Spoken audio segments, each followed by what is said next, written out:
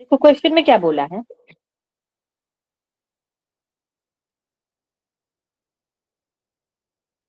a lift of mass 1000 kg which is moving with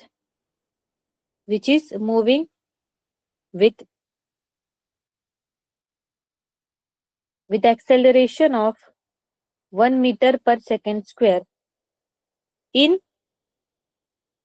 upward direction. Then the tension developed in a string which is connected to lift is. Okay, देखो question में क्या बोला है, lift है उसका मास कितना है 1000 kg, प्रीवियस ईयर क्वेश्चन है ये नीट का. A lift of a mass 1000 kg moving with the acceleration of 1 meter per second in the upward direction. हमारे अंडरस्टैंडिंग के लिए डायग्राम ड्रॉ कर लेते हैं. यहाँ पे लिफ्ट है, ऊपर की डायरेक्शन में जा रही है with the acceleration a is equal to 1 metre per second square in upward direction. Then tension develop in the string which is connected to the lift is. इस तरीके से कुछ स्ट्रिंग कनेक्ट होगी, उसी कारण ऊपर ऊपर जा रही. तो पूछा क्या है, टेंशन कितना रहेगा. ओके, पूछा क्या है, टेंशन कितना रहेगा. यहाँ पे ऊपर की डायरेक्शन में टेंशन रहेगा क्योंकि स्ट्रिंग जहां पे कनेक्टेड होती है वहां से अवे लगता है टेंशन. तो स्ट्रिंग कहाँ पे, इस पॉइंट पे कनेक्टेड है तो वहां से अवे लगेगा ना टेंशन ऊपर की तरफ. नीचे की डायरेक्शन में कौन सा फोर्स रहेगा, लिफ्ट है उसका मास से नीचे क्या लगेगा, यहाँ पे mg. इक्वेशन बनाते हैं हम लोग.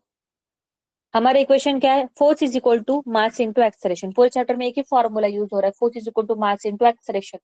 कौन कौन से फोर्सेस लग रहे बताओ, ऊपर के डायरेक्शन में टेंशन पॉजिटिव, नीचे mg लग रहा है, माइनस क्या हो गया यहाँ पे mg. उसके बाद मास हो गया, एक्सेलरेशन की डायरेक्शन ऊपर है इसलिए पॉजिटिव. तो यहाँ पे टेंशन इज इक्वल टू क्या हो जाएगा, ma प्लस क्या हो जाएगा यहाँ पे mg. तो t इक्वल टू m ले लिया, यहाँ पे a प्लस क्या हो गया यहाँ पे g हो गया. तो t is equal to mass कितना है यहाँ पे 1000, एक्सेलरेशन 1, g कितना लेना है यहाँ पे 10 लेते हैं. तो ये क्या हो जाएगा, यहाँ पे इंटू कितना हो जाएगा 11. तो ये क्या हो जाएगा यहाँ पे 11,000 इतना टेंशन रहेगा. अगर यहाँ पे लिफ्ट सिर्फ मूव खड़ी है, यहाँ पे एक्सेलरेशन 0 होता तो टेंशन mg के बराबर होता. सिमिलरली अगर लिफ्ट मेरे नीचे जा रही होती कुछ एक्सेलरेशन से तो यहाँ पे टेंशन क्या आ जाता है, यहाँ पे कम आता. तो उस केस में टेंशन क्या आता है, tension is equal to g minus क्या हो जाता है यहाँ पे a हो जाता. यहाँ तो कोई दिक्कत है,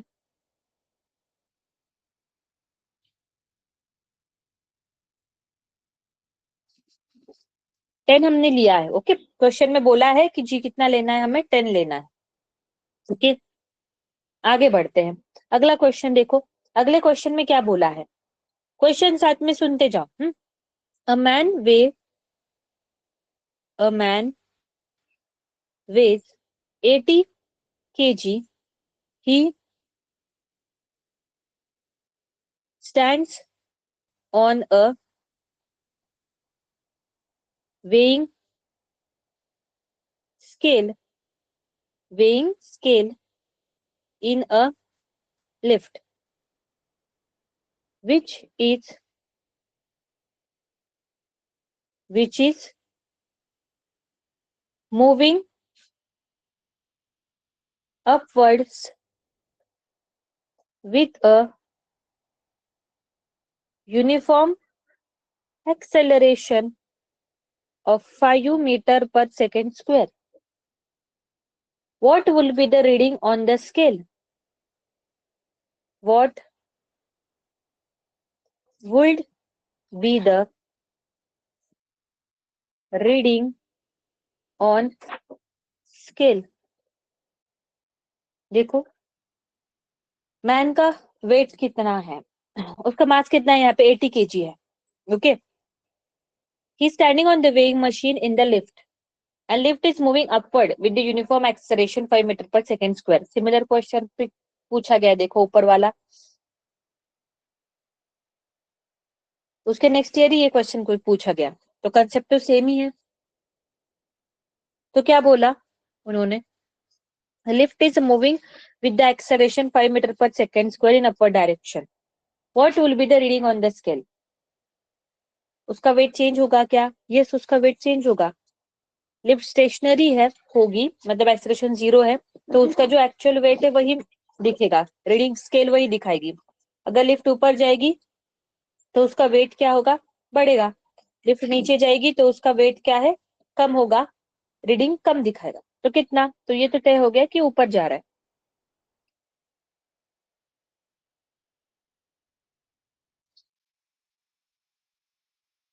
तो वेट उसका इंक्रीज होगा, कितना होगा, एक क्वेश्चन बनाते हैं. देखो मान लो वेइंग मशीन इस तरीके से लिफ्ट में है, ये पर्सन खड़ा है. फोर्सेस कैसे कैसे लग रहे, नीचे की डायरेक्शन में mg, ऊपर की डायरेक्शन में नॉर्मल, और ऊपर की डायरेक्शन में ये क्या हो गया, यहाँ पे एक्सेलरेशन.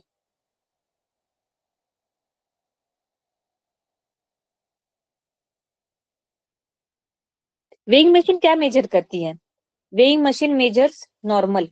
वेइंग मशीन जितना नॉर्मल मेजर करेगी वो उतना दिखाएगी. तो यहाँ पे हमें क्या फाइंड आउट करना है, नॉर्मल फाइंड आउट करना है. तो समेशन ऑफ फोर्स, एक ही फॉर्मूला दोबारा, फोर्स मास इंटू एक्सेलरेशन. कैसे कैसे फोर्सेस लग रहे हैं, नीचे के डायरेक्शन में mg, ऊपर normal, equal to mass into acceleration. Normal निकालना है ना, mg प्लस क्या हो गया यहाँ पे ma. यहाँ पे mg कितना है 80 kg, ये कितना हो जाएगा 800. मास कितना है यहाँ पे 80, इंटू ये क्या हो गया यहाँ पे 5, 800. ये कितना हो गया यहाँ पे 400. तो कितना दिखाएगा, नॉर्मल कितना मेजर करेगा यहाँ पे 1200. तो उसका वेट कितना होगा ऊपर जाते समय, 120 kg. क्लियर हो गया क्वेश्चन, एवरीवन रिएक्ट करना है सबको.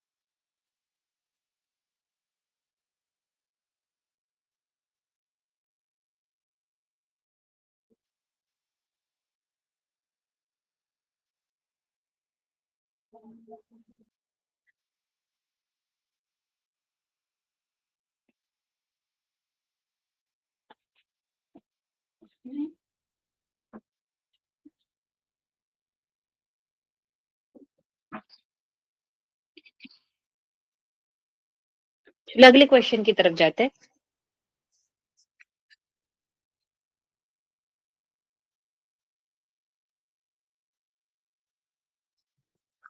देखो अगले क्वेश्चन में क्या बोला है। Two blocks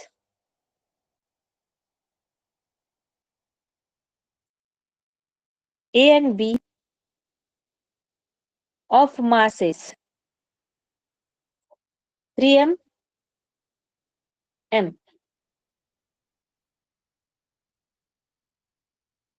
respectively are connected by the massless and inextensible string। देखो इस तरीके से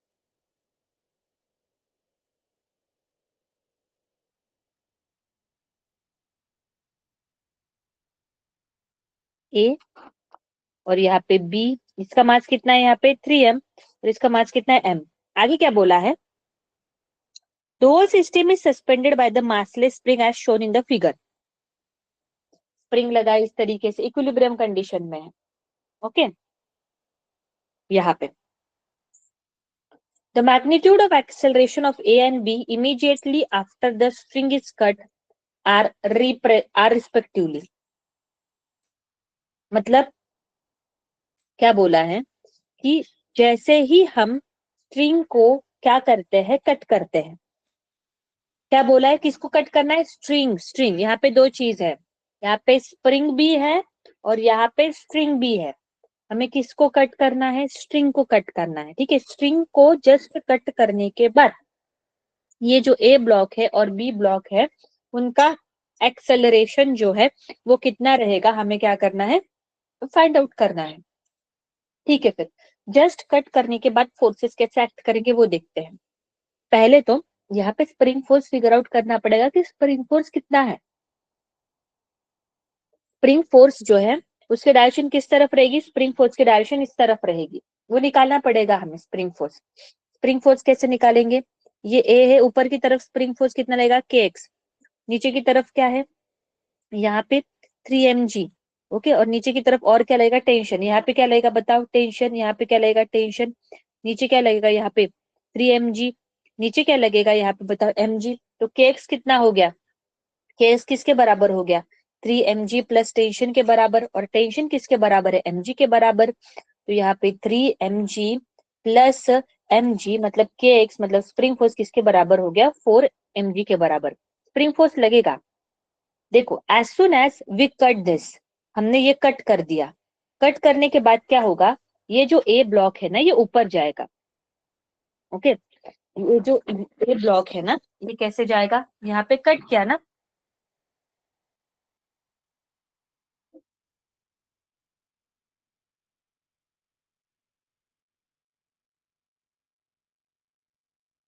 ऊपर जाएगा या फिर कैसे भी जाएगा मूवमेंट, उसके ऊपर फोर्सेस। चलो डायरेक्शन की हम बात नहीं करते हैं, वो आप लोग उससे कंफ्यूज हो जाओगे। एक चीज बस याद रखिए कि फोर्सेस कैसे लगेगी कट होने के बाद, उसके बाद एक्सेलरेशन निकालना है ना, मैं एक्सेलरेशन फिगर आउट हो जाएगा अपने आप। फोर्सेस डिफाइन हो गए तो एक्सप्रेशन बराबर आ जाएगा। तो कट करने के बाद फोर्सेस कैसे लगेंगे, ऊपर के डायरेक्शन में के एक्स लगेगा, नीचे के डायरेक्शन में क्या लगेगा, यहाँ पे 3mg लगेगा कट करने के बाद, क्योंकि स्प्रिंग फोर्स उसको ऊपर ले जाएगा ना, यहाँ पे कट कर दिया। और ये क्या हो गया, यहाँ पे एक्सेलरेशन। डायरेक्शन पता नहीं अभी। बी ब्लॉक की बात करते हैं, बी ब्लॉक के ऊपर कौन सा फोर्स लगेगा, बी ब्लॉक के ऊपर नीचे के डायरेक्शन में mg लगेगा। अभी आप लोग बोलोगे कट करने के बाद मैम टेंशन तो लगेगा, टेंशन कैसे लग सकता है, स्ट्रिंग स्ट्रेच है क्या, कट करने के बाद स्ट्रिंग जो है वो लूज हो गई, लूज हो गई तो उसके अंदर टेंशन रहेगा क्या, नहीं। तो उसके अंदर टेंशन नहीं लग रहा है, तो उस बी ब्लॉक के ऊपर टेंशन एक्ट नहीं कर रहा है, सिर्फ नीचे के डायरेक्शन में mg और एक्सेलरेशन क्या है a।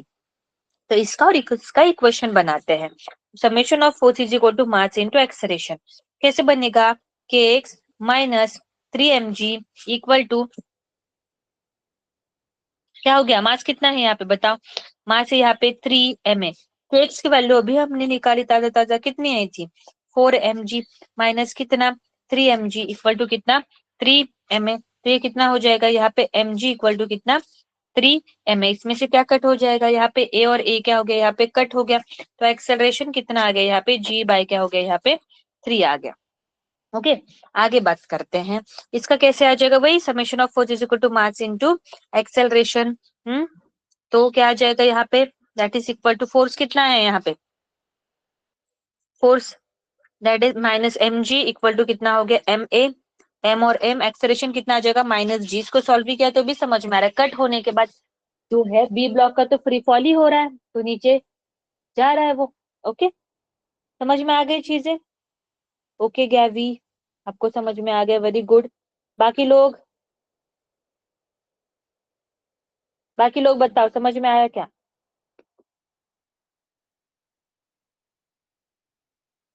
Okay Talwara school very good.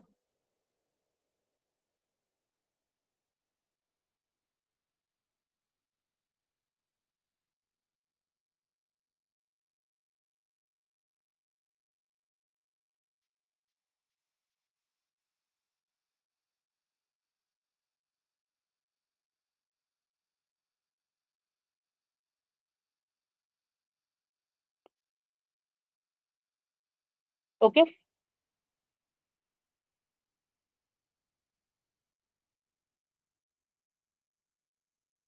अगले क्वेश्चन की तरफ चलते हैं, चलो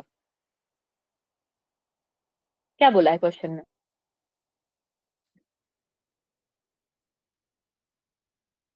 A block of a mass m is placed on a smooth inclined wedge ABC.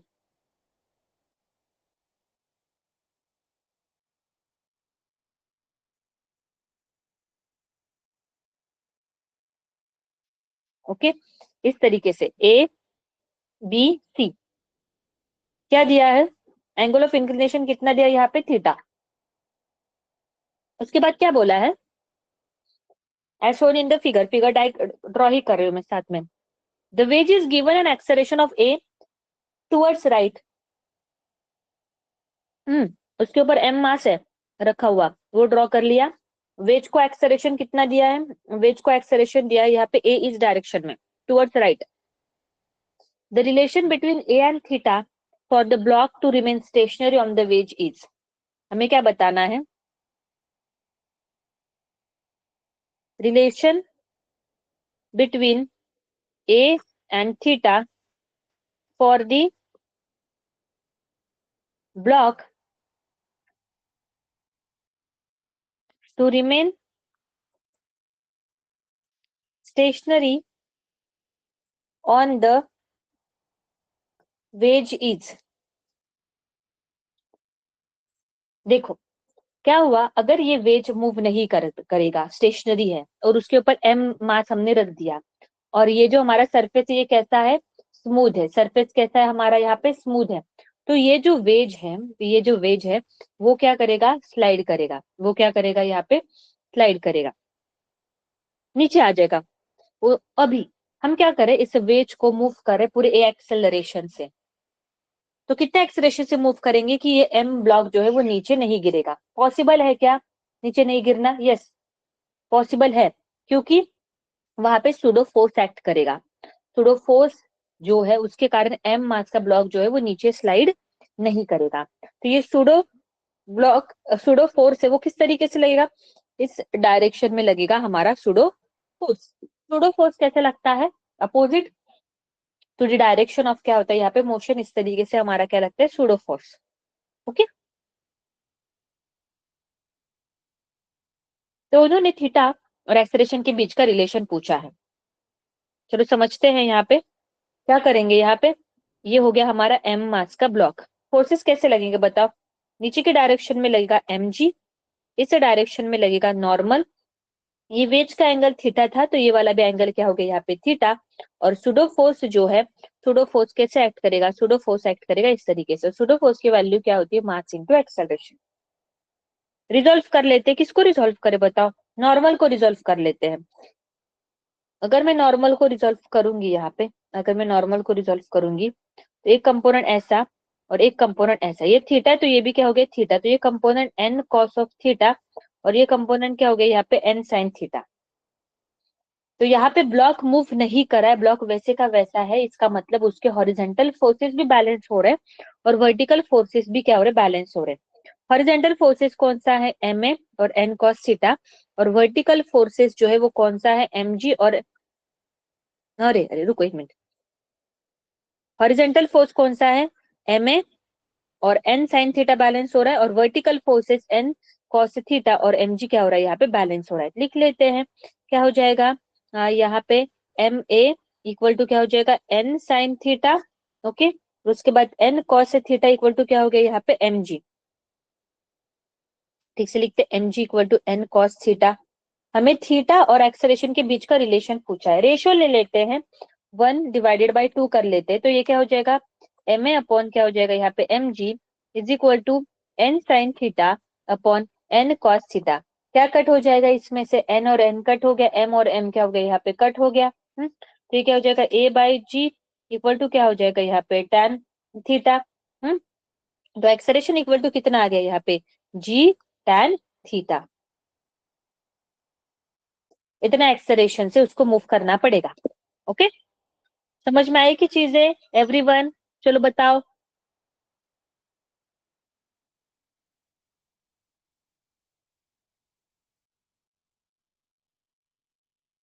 समझ में आया।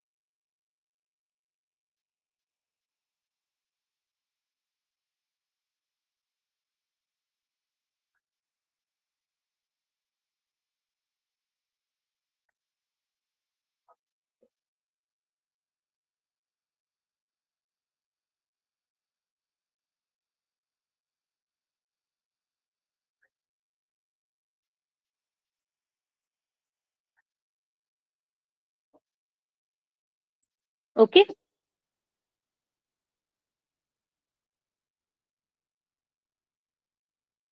चलो आगे बढ़ते हैं अगले क्वेश्चन की तरफ।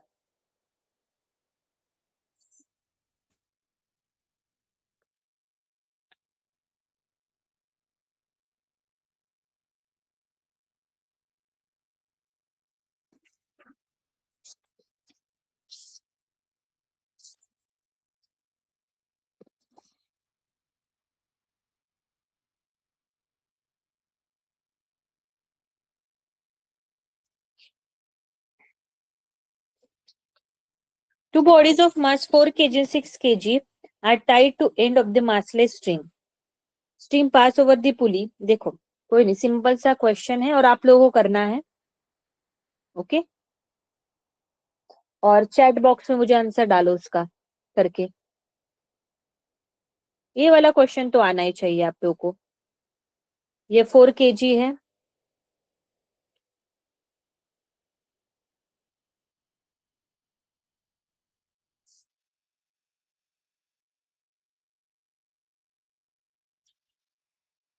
ये 6 kg है। Two bodies of 4 kg and 6 kg are tied to ends of the massless string. The string are passed over the pulley which is frictionless. Acceleration of the system पूछा है, बताओ acceleration of the system क्या रहेगा। Option है यहाँ पे ए G/10, B क्या है यहाँ पे जी, सी कितना है G/2, डी कितना है यहाँ पे G/5। बताओ कितना रहेगा, कैसे सॉल्व करोगे, एफबीडी बनाओगे, क्या करोगे, एफबीडी बनाओगे। चलो फ्री बॉडी डायग्राम बनाओ और सॉल्व करके दो मुझे, चैट बॉक्स में लिखना है आंसर। ऑप्शन कितना है ए बी सी डी में से।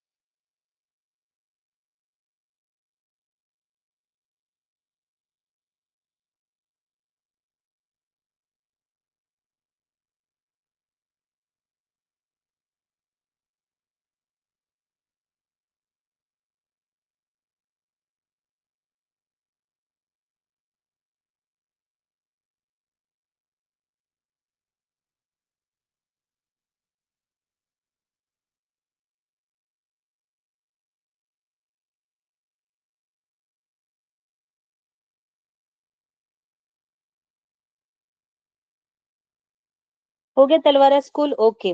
कितना है बेटा आंसर, चैट बॉक्स में लिखा आप लोगों ने ऑप्शन।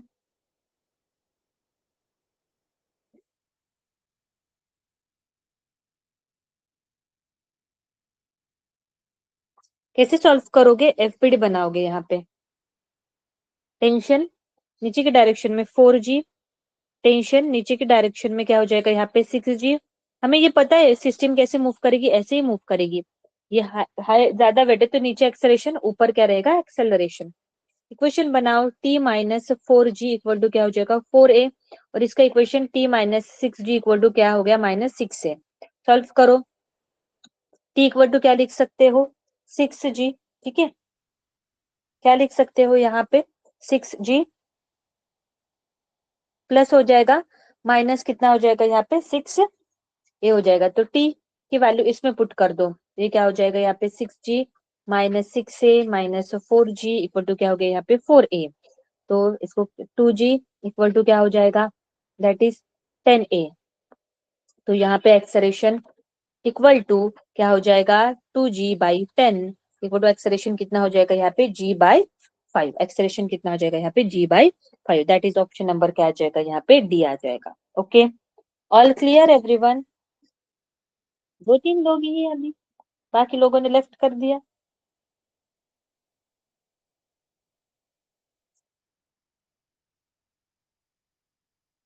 ओके,